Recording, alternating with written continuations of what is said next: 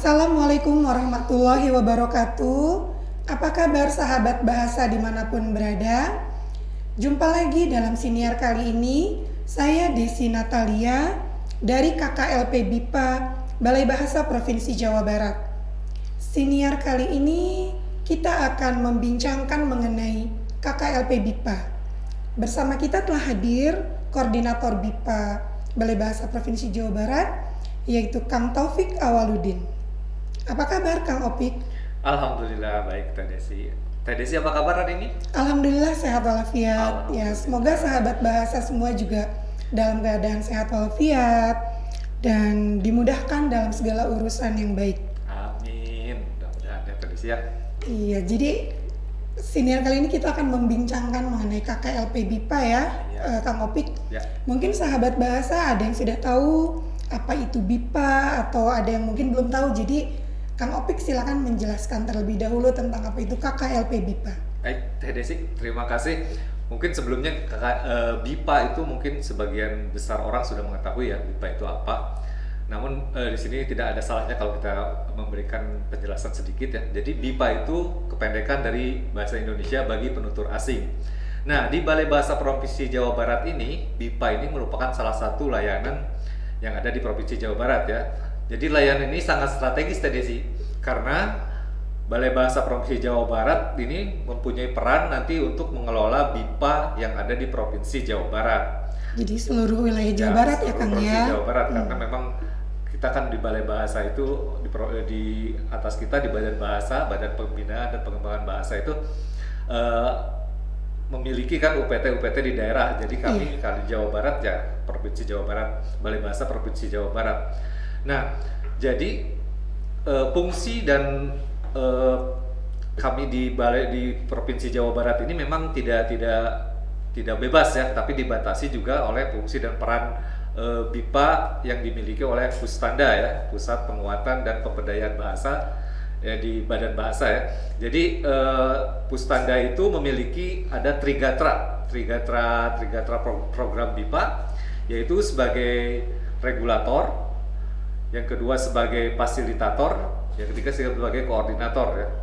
Nah itu, jadi kami masih mengikuti program dari Pustanda itu, jadi kami tidak bisa menjalankan selain dari kegiatan tersebut. Jadi ada 3 ya sahabat bahasa peran Balai Bahasa dalam program BIPA ini, yaitu sebagai regulator, sebagai fasilitator, dan sebagai koordinator. Betul kan? Ya, Kang Opik seperti itu. Ya, betul. Ya, sekarang bagaimana kalau Kang Opik jelaskan satu-satu sebagai regulator itu seperti apa? Baik. Fasilitator seperti apa dan koordinator seperti apa, agar sahabat bahasa juga lebih mengetahui ya peran BIPA di Balai Bahasa itu seperti apa ya.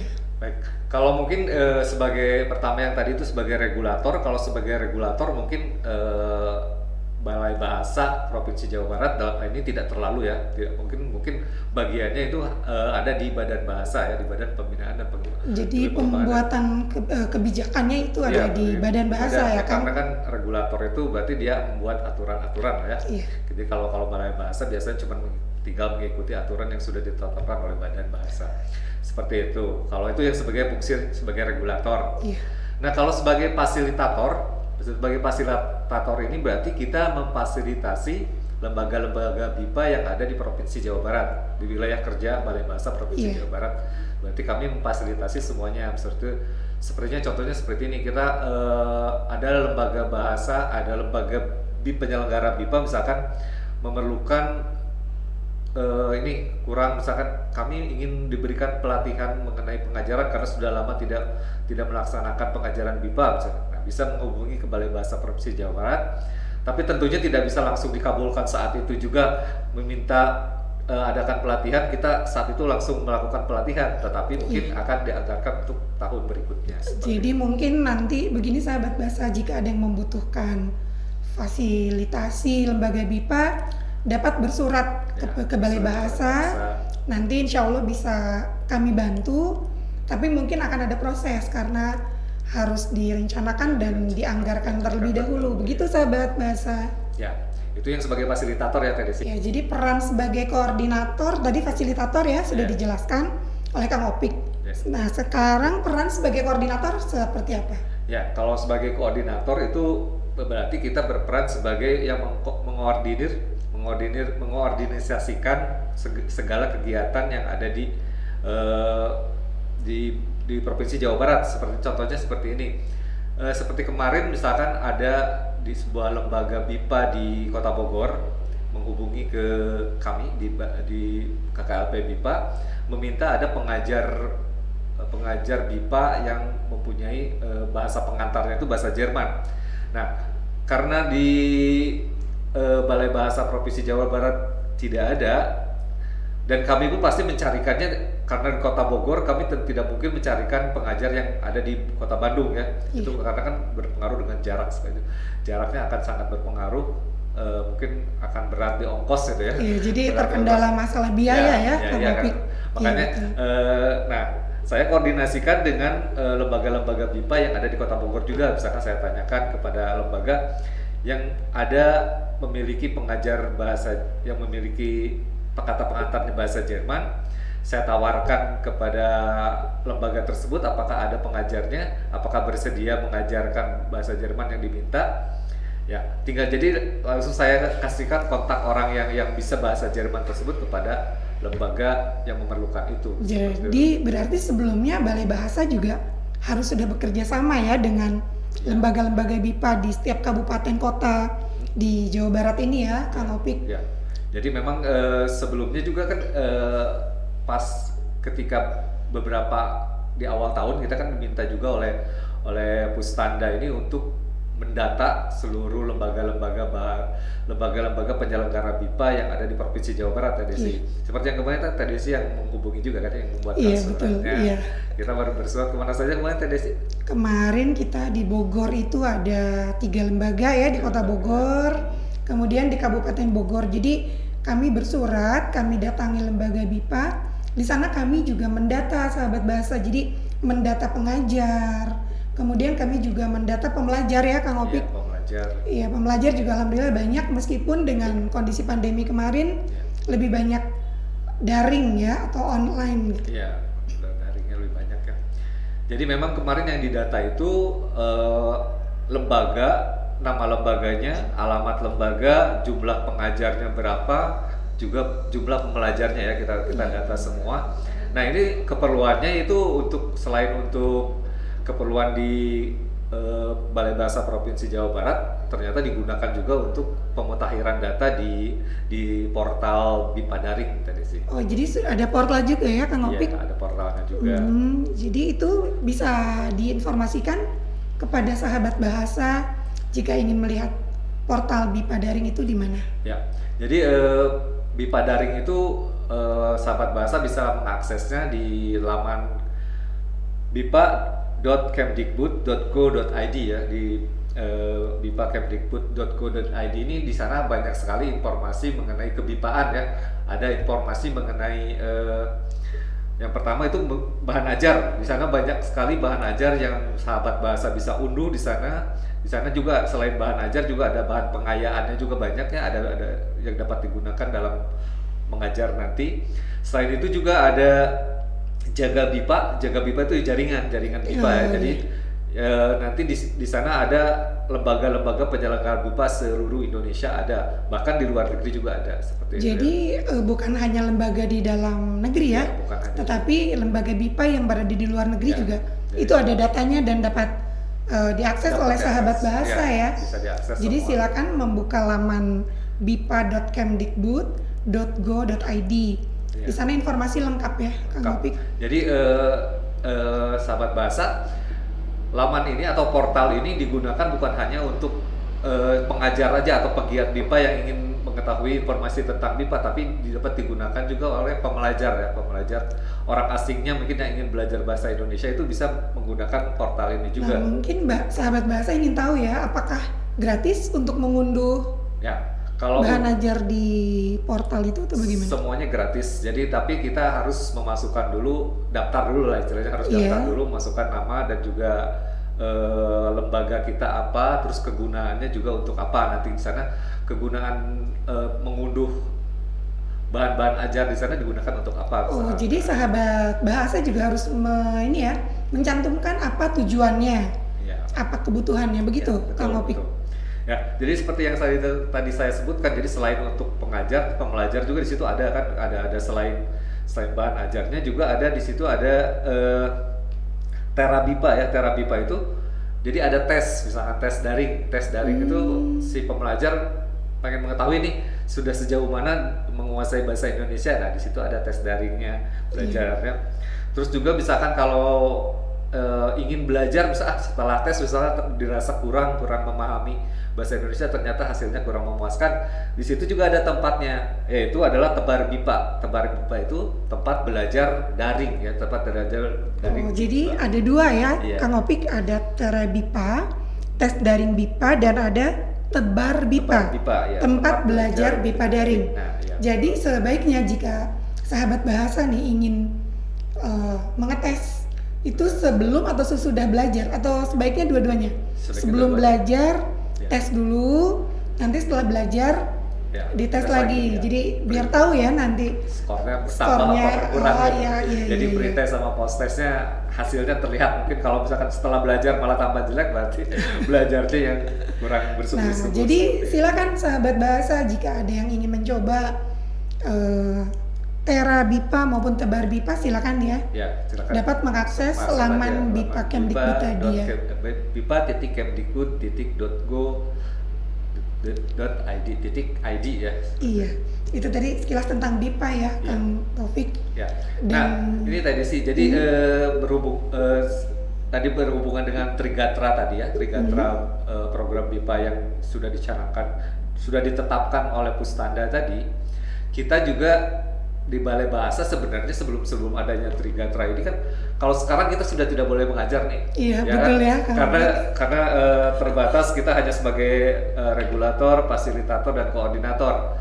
Tapi sebelum ini kan TDC atau juga teman-teman yang tergabung di KKLP BIPA ini sempat juga kan aktif mengajar ya. Sebenarnya kita ini sebenarnya pengajar dan pegiat BIPA ya. Iya, betul. Seperti mungkin TDC bisa menginformasikan juga kepada sahabat bahasa ya, bahwa Balai Bahasa ini sebelumnya itu pernah memberikan pengajaran ke beberapa instansi dan juga beberapa orang asing ya. Iya, betul. Nah, TDC yang lebih tahu mungkin karena saya waktu itu masih ada di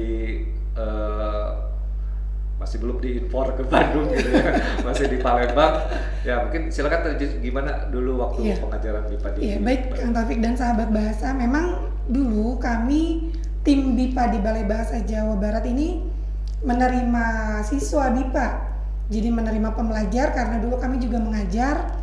Kang Opik juga sama di Palembang juga mungkin dulu mengajar ya. Mengajar. Jadi kami itu ada bekerja sama dengan lembaga swasta. Mungkin akan saya sebutkan saja dengan Bang Wuri Saudara. Nah, di Bang Wuri Saudara ini ada siswa BIPA yang berasal dari Korea Selatan. Dua siswa ini levelnya manajer. Oh, manajer. Iya, jadi mereka wajib untuk belajar bahasa Indonesia, diwajibkan oleh BI bahwa yang setingkat manajer itu harus bisa berbahasa Indonesia. Ya. Jadi dari Bang Wuri Saudara itu bersurat ke Balai Bahasa meminta pengajar BIPA yang datang langsung ke sana, Kang Opik. Oh, jadi kita langsung ke sana. Iya, jadi dulu tim BIPA di Jawa Barat itu 1 minggu 2 kali mengajar BIPA Selama dari berapa pukul selama 3 bulan, itu Lumayan. setiap harinya sekitar 2 jam. Zaman. Dari pukul 8, jadi sebelum mereka mulai bekerja, kami sudah harus siap di sana. Karena mereka itu mengambil waktu kerja mereka pagi-pagi, jadi mereka belajar bahasa Indonesia itu untuk tujuan khusus, Kang Opik. Oh, tujuan khusus. Iya, karena Kerja. mereka bergerak di ranah bisnis, keuangan. Ya. Jadi yang diajarkan juga itu berbeda dengan pengajaran BIPA untuk yang sosial budaya. Jadi mereka lebih bagaimana bahasa Indonesia digunakan dalam rapat, ya dalam presentasi, itu yang mereka butuhkan. Jadi sahabat bahasa, ketika kita akan menerima siswa BIPA, kita harus mengetahui tujuannya apa.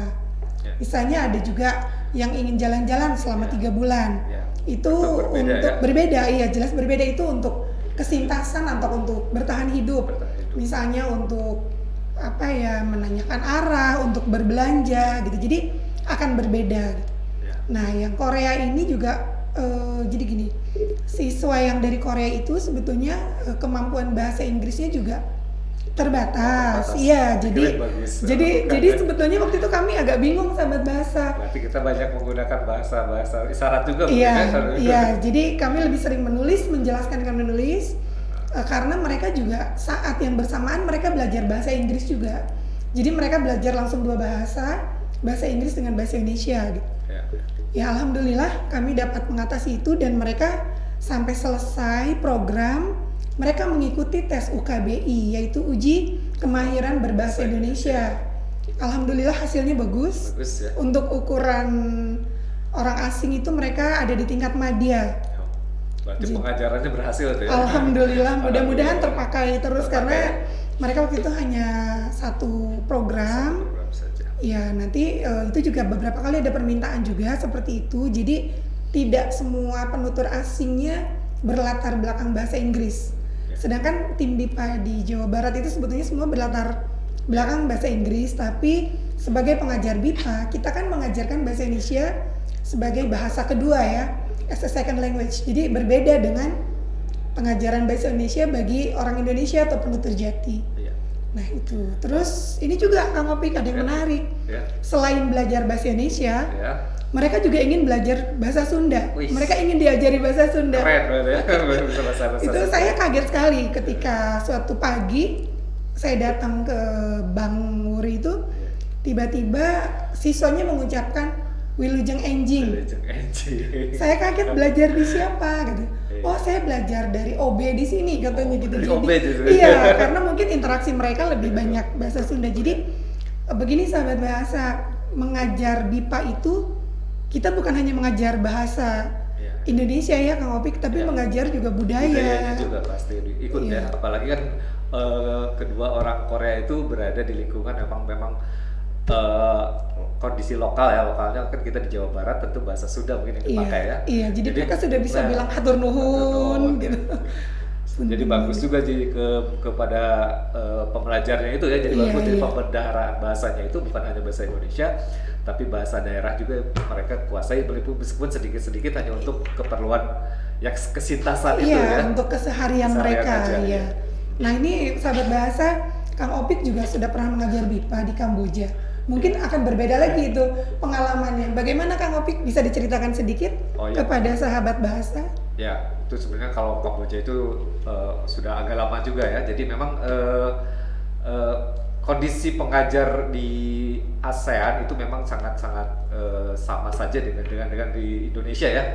Jadi kondisi geografisnya sama, juga kondisi siswanya juga hampir sama. Tapi yang saya sangat berkesan di sana itu mereka sangat ramah sekali. Para pembelajar itu sangat hormat kepada pengajarnya, kepada guru itu sangat hormat gitu. Jadi meskipun kelihatannya anak-anaknya itu terlihat sangar-sangar gitu ya, maksudnya bukan sangar ya, agak terlihat. Ini ternyata waktu di dalam kelas itu mereka sangat hormat gitu, tidak berani membantah kepada guru, itu tidak ada di sana. Jadi alhamdulillah di sana selama 3 bulan saya di sana. 3 bulan ya alhamdulillah berjalan lancar. Pihak kampus yang menerima dengan baik, malahan dosen-dosennya juga berinteraksi dengan sangat baik dengan saya. Mengajak segala aktivitas selalu dilibatkan gitu ya. Jadi alhamdulillah diterima dengan baik. Terus selain saya mengajar dulu saya mengajar di ITI ya, Industrial Technical Institute. Itu perguruan tinggi ya, perguruan tinggi. Selain mengajar di sana juga karena ada waktu luang, saya jadi ikut mengajar juga di Pusbudi. Pusbudi itu Pusat Budaya Indonesia yang ada di KBRI Phnom Penh. Ya, jadi di KBRI juga saya ikut mengajar di sana. Saya berjumpa dengan Pak Ronald. Pak Ronald, kalau ada di sini bisa melihat saya di sini, kita bertemu ya Pak Roland.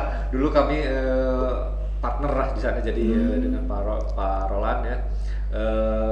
Jadi Pusbudi itu memang Pusat Budaya Indonesia. Jadi itu di kedutaan? Ya, di Kedutaan Besar Republik Indonesia di Phnom Penh. Di sana itu selain diajarkan bahasa Indonesia juga diajarkan budaya, ada menarinya, ada main musik gitu juga. Jadi seru lah kalau di sana itu memang waktu itu memang sangat-sangat berkesan lah kalau itu untuk anak-anak duta besar atau diplomat atau bagaimana? Kalau yang di Pusbudi, Di Pusbudi itu? kalau di Pusbudi itu umum, jadi siapapun orang Kamboja yang ingin belajar Jadi boleh bahasa, ya orang ya, Kamboja juga. yang ingin belajar bahasa Indonesia itu boleh datang ke sana mendaftar. Jadi kemarin itu saya mendapat pembelajar dari orang Kamboja itu yang di Pusbudi itu beragam ya, ada yang dari orang Muslim ada kemarin itu yang dari terus pendidikannya juga beda-beda, ada yang sudah kerja, ada yang masih kuliah, dan juga keperluannya beda-beda. Tapi kami mengajarkan ya dasar-dasar bahasa Indonesia aja. Jadi kelas heterogen gitu. Ya. Iya. Kalau ada lah. Gitu. Tuh, sahabat bahasa pengalamannya Kang Opik menarik ya. Jadi siapa tahu ada sahabat bahasa yang berminat untuk menjadi pengajar BIPA, silakan. Masih mengajar ada, ya, masih bisa ya. Masih ada pengiriman pengajar BIPA. Pengiriman ya, kalau saya dengar kemarin informasinya selama pandemi COVID-19 ini pengajaran masih dilakukan tapi masih secara daring gitu, tidak dikirim ke negara tapi mengajarkan secara daring. Tapi insya Allah mungkin beberapa tahun depan mungkin sudah mulai dibuka lagi, mengingat ini pun sekarang kan program-program dari mahasiswa yang datang ke kampus, mahasiswa asing datang ke kampus itu kemarin kan di moratorium atau dihentikan terlebih dahulu. Mungkin pada tahun-tahun depan sudah dibuka kembali. Saya berharap nanti pasti semua universitas atau perguruan tinggi pun pasti program BIPA-nya akan menggeliat kembali, akan berjalan kembali. Tentunya BIPA akan semakin. Jadi ada program Dharma Siswa, ada juga program KNB ya. Iya. Di sekarang juga di beberapa perguruan tinggi di Jawa Barat juga ada ya yang dari KNB. KNB-nya ada. Justru yang tidak terpengaruh COVID mungkin KNB ya, program KNB itu jadi tetap berjalan. Karena mahasiswanya mungkin sudah ada di Indonesia sebelum itu ya. Ya memang sayang sekali ya, sekarang kami tim BIPA di Balai Bahasa sudah tidak bisa mengajar. Tapi insya Allah masih bisa bermanfaat ya sebagai fasilitator dan koordinator. Jadi kami juga beberapa waktu lalu mengadakan sosialisasi ya Kang Opik. Oh iya, sosialisasi program BIPA ya. Jadi pada tahun ini Teh Desi, tahun ini itu Balai Bahasa Provinsi Jawa Barat itu lebih menitik beratkan dulu kepada lembaga-lembaga BIPA dan juga para pengajar dan calon pengajarnya ya. Karena memang kan sudah kita ketahui bersama bahwa 2 tahun ke belakang itu segala sesuatunya itu kan agak tersendat ya dengan adanya COVID-19. Nah makanya di awal tahun ini semoga COVID ini sudah sedikit berlalu ya, mungkin tahun depan sudah semuanya sudah berlalu. Kami kan kemarin itu menitik beratkan kepada pengelolaan lembaga BIPA dan juga para pengajar BIPA itu dengan maksud kita ingin bersilaturahmi lah dulu dengan lembaga-lembaga BIPA, dengan pengajar BIPA, dengan pegiat BIPA semua. Kami ingin bekerja sama, memulai kembali untuk menuju BIPA yang lebih baik. Mungkin di tahun depan nanti kita mungkin akan siap-siap lagi, semakin ramai lagi BIPA gitu ya. Insya Allah mudah-mudahan ya Kang Opik. Jadi kemarin itu kami mengadakan sosialisasi di 2 daerah ya. 2 kabupaten dan kota ya ya. Terus juga kami juga mengadakan pelatihan pengajaran BIPA. Nah, jadi kami membedakan antara sosialisasi dan pelatihan itu seperti ini tadi sih. Kalau sosialisasi itu kami memberikan sosialisasi program BIPA ini kepada lembaga-lembaga yang awalnya memang belum ada lembaga BIPA-nya, tapi berkeinginan atau ada suatu harapan lah bisa ada mendirikan program BIPA di sana. Maka kita memberikan sosialisasi. Nah, di situ pun kami memberikan materi yang disampaikan oleh kemarin itu siapa waktu yang di Kota Bogor itu siapa tadi sih? Yang sosialisasi itu Ibu Nuni, Dr. Nuni Sulistiani Idris. Kebetulan Ibu Nuni ini juga Ketua APP BIPA Jawa Barat. APP BIPA apa coba bisa dijelaskan, Kang Opik? APP BIPA itu afiliasi pengajar dan pegiat BIPA di Jawa Barat ya. Jadi seperti itu. Jadi sebelumnya kami pun berkoordinasi dulu dengan Bu Nuni kan ya. Jadi kegiatan karena APP BIPA dan Balai Bahasa Provinsi Jawa Barat itu satu mitra ya. Jadi harus kita berkoordinasi dengan. Kita harus bersinergi dengan APP BIPA ya. Demi memajukan BIPA yang ada di Jawa Barat tentunya ya. Jadi salah satu tujuan BIPA ini adalah penginternasionalan bahasa Indonesia. Jadi kami ingin bahasa Indonesia itu bisa lebih dikenal di dunia. Salah satunya melalui BIPA ya, Ya. Kang Opik. Ya. Ya, jadi kemarin pelatihan juga alhamdulillah ya pesertanya antusias meskipun masih daring, belum bisa luring ya. Jadi Ya. pelatihannya masih daring. Daring Insya Allah ya mudah-mudahan kedepannya bisa Ya. tatap muka langsung ya untuk Tahun pelatihan depan, dan mudah-mudahan kegiatan BIPA lainnya. Semuanya kita tahun depan mudah-mudahan sudah bisa luring semua karena kan Iya. kemarin secara daring setelah melaksanakan 4 kegiatan secara daring itu memang antusias dari peserta memang masih bagus ya. Tapi ya memang ada di belakang ada yang, lebih enaknya ini Iya, secara karena langsung daring aja, itu lebih terkendala aja. jaringan biasanya. Terkendala jaringan ya. Jadi Dan- ada beberapa daerah memang yang sarana dan prasarananya belum. Kemarin kalau tidak salah yang dari Pangandaran ya minta ada pelatihan lanjutan. Nah, iya. Jadi lebih ke konten kebahasaan dan budaya itu karena di Pangandaran itu sangat dibutuhkan.